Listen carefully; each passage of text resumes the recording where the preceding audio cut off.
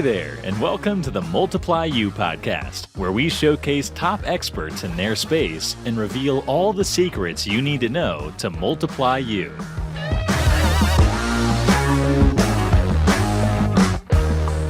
Hey, good afternoon, everybody. Austin Clark here, host of the Multiply You podcast.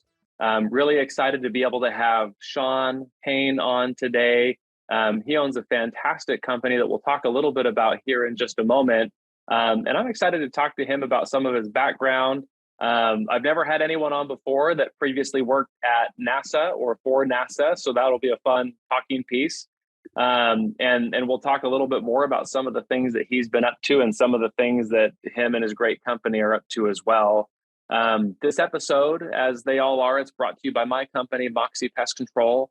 We are so excited to have been able to start off 2023 good and strong and positive. We're growing. We hope to be able to continue that trend and continue to grow. And part of the way that we've done that is via pest control acquisitions. And so some people, they get into business to be able to sell it or to, have a good outcome from all that work that they put into their company. And then over the years, we found that different people will divest of their asset or of their company for a variety of different reasons. We had a lot of phone calls and did a lot of deals through the pandemic because that was a hardship. That was a difficult thing and a difficult time.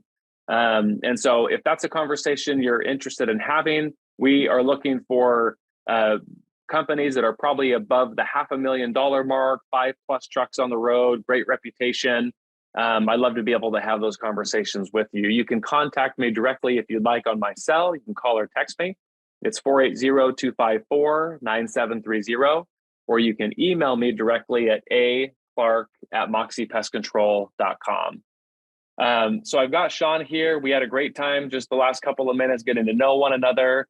He is the owner at Lakewood Exterminating, although he didn't come to the pest business through pests like some of us may have. He came to it through his love of plants, and I want to talk a little bit more about that as well. He's got a degree, it says here, from Ohio State, but even I know, being an Arizona Sun Devil, that it's the Ohio State, right? And he previously worked for NASA and the city of Cleveland as well. Shawn's got 2 kids, 2 giant dogs, and a hamster named Mr. Gibbles. And so, Shawn, it's so good to have you on. Thank you for carving some time out to visit with me and my audience. How are you doing? Great. Yeah. I might take you up on that selling the business offer in 20 years because my 2 girls want nothing to do with my pest control business. So yeah. Michael E. Gerber of the E-Myth, he'll say that every business is a family business. A lot of them are, some of them aren't. But we have discussions with people that kind of like that. They're at 20 years down the road now.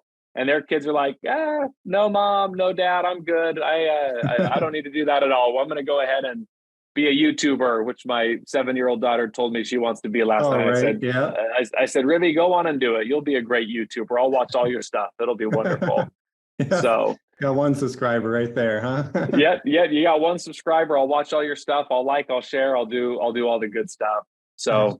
Well, Shawn, give us a little bit of background. So you haven't always been doing pest control. In fact, before that, there was a love of plants, and you spent some time at NASA and spent some time doing different things. Tell us a little bit about your backstory.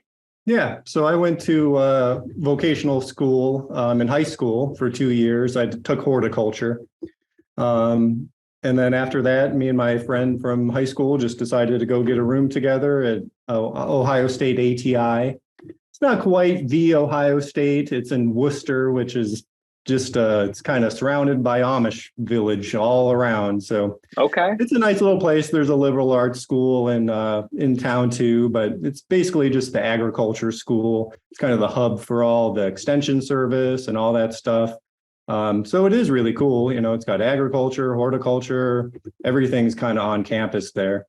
And it's very technical. It's, you're just not doing a 4-year degree, or like the math class was revolved around fertilizer calculations.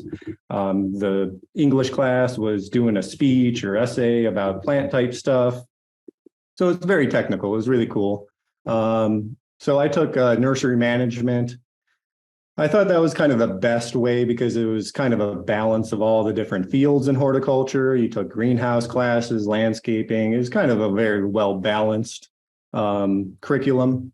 So I took that. And then, yeah, had aspirations to become some crazy organic gardener. And somehow I ended up applying pesticides. So basically after college, surprisingly, I could really only get a job as like a pesticide applicator. All the good companies that were hiring, I wanted to get involved in a very well established company. I also got a second degree in landscaping, but I didn't want to work for like just a landscaper or anything. I grew up in groundskeeping in vocational high school. I got a job at a cemetery and I worked as a groundskeeper through college and high school. So that was kind of like my field. My mentor guy, who was my boss at the cemetery, he loved pesticides. He, started me young as a trained service person. He sprayed weeds all the time, so he was super into it and stuff like that. So I kind of got a good head start with the pesticides through him. And like I said, after college, I was trying to interview for good companies and they just wanted pesticide applicators. So I worked for Davy Tree for a little bit, Davy Resource Group. They shipped me off to New York. It was cool, but after, a winter of being in New York, living in a hotel, I was ready to go home. So that was enough. Yeah, right. So I went home. I applied for the city of Cleveland job. It's at basically the city's greenhouse, the last standing estate of the Rockefeller estate. So it was just a little greenhouse, a public display greenhouse. It was free to the public. It's pretty cool. So I did the production greenhouse, and then they switched me to some of the display areas and stuff like that. I needed my pesticide applicator's license to get that job. So that's when I got my pesticide applicator's license. So yeah, I worked there for a few years. But I started looking for my way out there. It was okay, but a big union like that, there was a lot of gossip and, people talking and stuff. So I just had my resume online and this guy from NASA called me, the project manager guy, and he offered me a job and I really couldn't turn it down because it was overtime. They worked like 50, 55 hours a week. It was a couple dollars more an hour. It was a union job too. So I couldn't turn it down. It was like 20 grand more at least a year. So I took that job and I really liked it. It gave me the opportunity to basically have the confidence to take on whatever life throws at me. Like at NASA, I was a groundskeeper, so I was mainly doing the pest control there. They hired me for the weed control. So I'd just take a little tractor out with a spray tank behind it and go hose down the gravel areas, the right-of-ways, and basically everywhere. It was a giant lab. It's almost like a city in itself over there. So basically during the summer, I did that.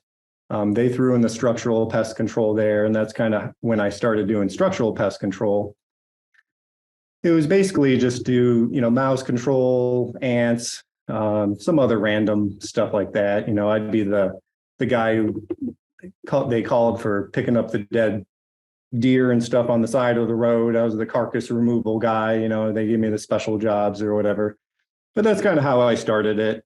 They were very limited on the pesticides and the products that we could use. So basically for almost a decade straight, the only insecticide I would use was Tall Star and some cockroach bait stations, ant bait stations, the Max Force ones.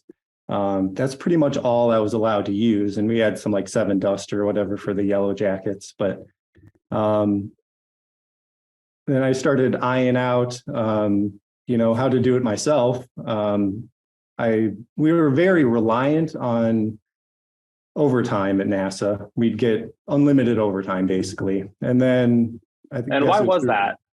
What's that? And why was that? Why did they allow all the overtime? Is that something that they wanted or encouraged, or it was basically just kind of work till the boss. job's done? Yeah, our boss was very much like, he'll take whatever job, and he was just very involved, and his life was at that position, he just loved it. And he just took everything. He just expected us to work all the time. We did the snow plowing too. So, it was basically we were on demand, whenever the call was necessary, we would be there doing stuff. We'd also do, emergency water main breaks. So like if a water main broke underneath the street, we'd have to get the backhoes out and dig a hole. And, I was more of the go-getter in that situation than the backhoe digger or anything. But we worked a lot there. But, I think during the Obama administration, we got furloughed once. And there was always, every 6 months, there was a threat to budget cuts. And I just had my first kid at that time. And I'm like, you know what, you get so used to, a 65-hour paycheck. It's hard to like think about going back to a 40-hour paycheck. And you're like, oh my God, I got a little kid and I got to support diapers and baby formula aren't getting any cheaper. Yeah, exactly. And my wife at the time stayed home with the kids, and I'm like, I got to do something. So with my horticulture background, I'm like, you know what, I'm going to start a little side business. So I started it off as Advantage Landscape Services. I kind of always had it in my head that, A for Advantage, it was first in the phone book, and I was like camouflage stuff, and there was Advantage camouflage. So I always, since high school, I'm like, that would be my landscaping business if I ever started one. So I started it and did some side jobs and stuff like that. It was mainly cutting grass and landscaping. They call you to do all the jobs that the homeowner doesn't want to do, pulling a bunch of ivy out from people's houses or putting a bunch of gravel down or piles of mulch and stuff. And after working 10-hour days at NASA, going to move 10 yards of mulch after work was a lot. I was fit and everything, but I'm like, you know what? At some point it just clicked. I'm like, I could just go do an ant job after work in Lakewood around town and make just as much money as I would moving 10 yards of mulch, and killing myself. And so I wanted to ask you that, was that kind of the moment then, Shawn, that you said, hey, I could, I'm working like crazy at NASA, 10-hour days on the regular, 5 days, 6 days, sometimes more a week. And then you were doing some of these side jobs. And is that then when you said, wait a second, I could, with my education and some of my certificates, I could go do some ant services or insect calls and make just as much, not kill myself, and in a fraction of the time. Yeah, that's exactly what I did. And it was so much better. So the next year I switched my business name over to Lakewood Plant and Pest. I figure I could do kind of both, do the pest control and the landscaping. And I did it pretty well. And then this little small business in Lakewood opened. It was called the Lakewood Plant Company. And they were just like a little store that sold house plants basically and did some interior scaping. But then I started getting calls for Lakewood Plant Company. I'm like, oh, okay, well, it's time to change that or whatever. And then I was also, this is just so lucrative and profitable. And the one thing I noticed too was that the pest control companies were so much more grateful for you to be there than the landscaping people. If you miss pulling a weed or whatever, these people would just be so upset, everything had to be perfect. And it was just like jobs they didn't want to do themselves, and just ungrateful, almost customers. Some of them were, or you'd plant like $1,000 worth of plants and they wouldn't even water them, and then they die and they call you back. Oh, my plants. Well, did you water them? No. I'm like, oh, well, you kind of have to do that, So I'm like, you know what? I'm kind of done with this. So my third year, I switched it all over to Lakewood Exterminating. And I knew I was I was at the end of the road at NASA. I worked for the company who had the maintenance contract. So the company that I worked for had all the landscape, or the groundskeepers, the plumbers, the HVAC people, electricians, high voltage, low voltage, the people who check the fire alarms and everything, kind of all the maintenance trades. There's like 64 guys, all under this company. But the time for that company was up after about 10 years or whatever. And did they win contracts 10 years at a time or 5 years at a time? Or how did so it was, I think there were 5-year contracts or whatever. They were there for like over the time period that they were supposed to be. So they had to bring in another contractor, and they did. And this company was it's very disorganized. I guess it was pretty normal for that to happen during a company change, but they had no clue what they're doing. They messed up all our benefits, and the union was like went in critical red for the pension. So they switched unions at the same time. Then I lost the union steward and my supervisor who wanted us to work all the time. They didn't bring him on with the new company. So all like my protection and stuff was gone. The new company subbed out the weed control and the pest control to just, local companies. But it was like required at the same time for NASA to have a licensed pesticide applicator and an arborist, and I was that too. But somehow the company got away with it, and they just laid me off. And I had 2 kids at the time. I had, a 3-year-old and a newborn almost. And I'm like, oh my God, like I am out of a job. But I kind of saw it coming. So I spent about, 3-6 months or whatever, changing the website over myself, doing all online citations with the business directories, doing all that stuff, writing some blogs and stuff.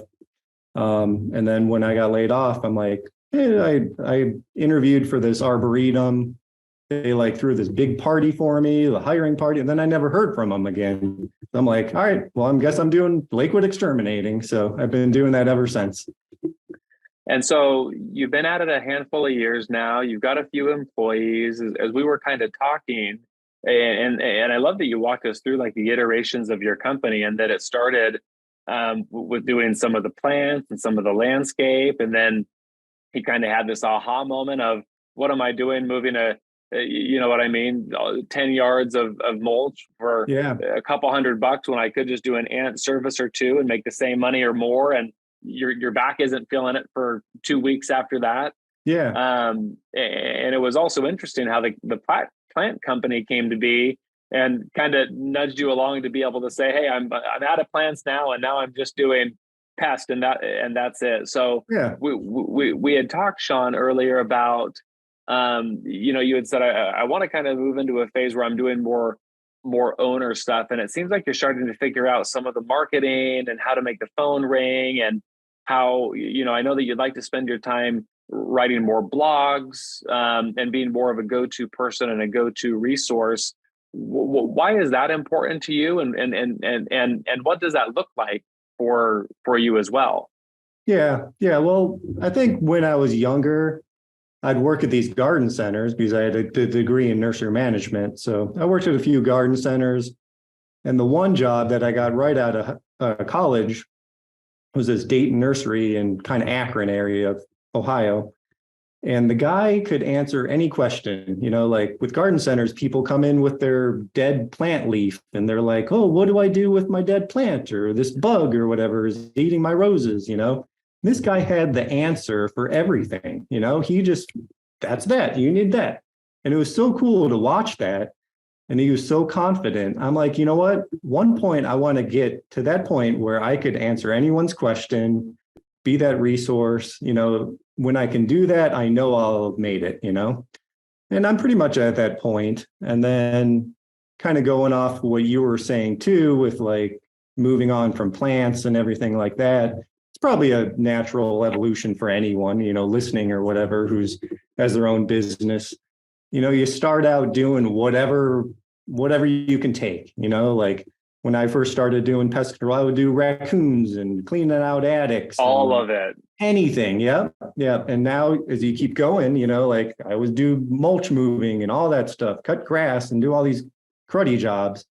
But then as you advance, you learn what's more profitable, what's better for you and all that stuff. So it is just kind of natural. But both of those things kind of combined.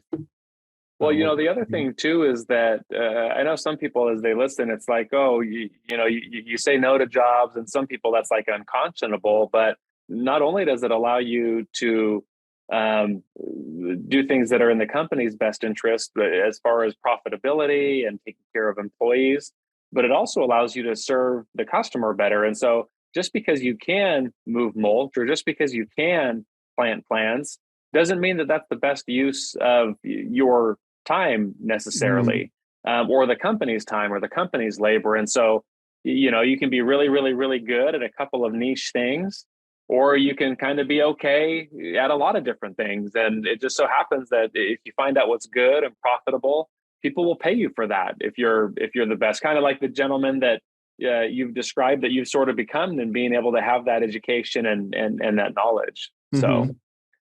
So what would you say, Shawn? I mean, here we are kind of at the beginning of 2023. What's the outlook for your company? And I know you don't have a crystal ball, but what does this year look like for you and your company? Yeah. So for a while, I was just kind of a lone wolf doing it myself.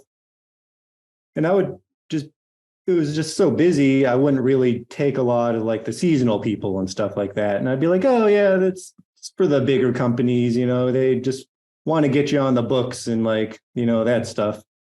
But then as you go on and stuff and evolve, you're like, you know what, there's a lot that makes a lot of sense. If you can get someone on recurring and then route it as close as possible, that's where you make the money. So I started doing that the last couple of years, is just really focus on the seasonal stuff. And I'm kind of retooling with the employees and stuff like that. But yeah, that's kind of the goal, is just to get a lot of reoccurring people, be able to route it close. That's the big money maker. I'm always going to have my customers who call once a year and they don't want to be on the seasonal program or whatever. But, that's just growing. That's basically what you got to do, is just grow the accounts, Yeah. I do a lot of mouse control, rodent control and stuff like that. But yeah, the big thing is just get a guy who can really wow the customers and grow the reviews, do more marketing, get better local customers, but at the same time kind of expand out. So it's really just tailoring things as you go. Lot of levers to pull and a lot of buttons to push. And when you master one set, then there's a whole nother set to be able to do that with. Shawn, as we start to round this out, there's a lot of people that are in trucks that listen to this. What parting words or final words, perhaps of encouragement would you give them? It took you a little bit of time to be able to make that decision for yourself to kind of start your own thing. And normally the first few years are a struggle. It's a lot of work, a little bit of money, and even less when you've got a family and kids. But what's some advice that you would have for people that may be in your situation, or the situation that you were in a few years ago when you decided to make that decision? When I first started, I think my basis was to grow the company based on reviews. So I would ask for, I'd just go and wow the pants off these customers, and just do my best and provide the best answer and resolution of their problem, ask for a review. The more reviews that you get with these people who are just fans, it really helps. People look on the Google local ads, and that's where you get the good customers. You can do paid Google ads, but I've noticed that you just get a lot of poor quality leads. If you base your company on really good reviews, people will click on that from Google, and then you'll also get a fan base on the Facebook groups and the community pages. And when someone asks for pest control, hey, 5 people will be like, Shawn from Lakewood Exterminating, he's the best. He's did my ants or my mice. I haven't seen any mice since. That's the main thing. If you can just wow customers, it's one thing to get rid of bugs, but some of these people I've held people crying on me, like, because they've had a rodent in their house or whatever. Like, part of it's, and you show up and save the day. Yeah. You're a hero, you go out there and be a hero, you just gotta, part of it's psychological counseling, but it's not just getting rid of the bug. It's really people pleasing and really helping people through this, because pests really affect people mentally. You could go different ways with explaining that, but yeah, people really struggle with when a bug or a mouse or rodents in their house. If you can be that calming influence, I've had people like just so frantic, and you just like, you can talk to them and calm them down by the words that you say. That's key. That's really how you play the game. Yeah, no, I think the fear of bugs is right up there with fear of public speaking or fear of making a career change or the anxiety that comes along with that. And so I like that, phrase that you used, calming influence. If you can do that, people will never forget the way you made them feel. So, Yeah. Shawn, thank you so much for being on. This has been really great. What if people want to continue the conversation with you? What is the best way for them to do that? Are you active on social? Do they find you on LinkedIn? How can they do that? Yeah, you can always find me on Facebook. You can message me on there. I'm part of, I don't do it a lot anymore, but I do the pest cemetery on Facebook every now and then. You can always send me a message through there. You can go to lakewoodexterminating.com and check out my website. I did it all myself. So see how you like it. And you can use the contact form or email me. You can do lakewoodexterminating@gmail is the easiest. Perfect. Shawn, thanks again for being on. Everybody, thank you for patching in and tuning in. So excited for these to be dropping once a week. And until the next one, create a great day. All right, thanks. Thank you for listening to the Multiply You podcast. You'll see us again soon when you subscribe for future episodes.